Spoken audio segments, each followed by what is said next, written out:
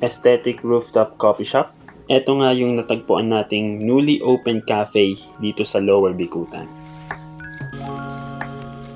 Ito nga yung The Signal Coffee. Tapat lang siya ng dating Baymart Plaza na katabi ng Taguig People's Market. Sa 3rd floor nga pala sila located, pero may access ka rin sa kanilang roof deck na meron ngang overlooking view na Laguna de Bay. At may pa-graffiti pa nga sila dito sa kanilang wall na very Instagrammable, perfect spots to get your selfie and update your profile. Tapos sa 3rd floor meron silang aircon, bathroom at very aesthetic ang ambience.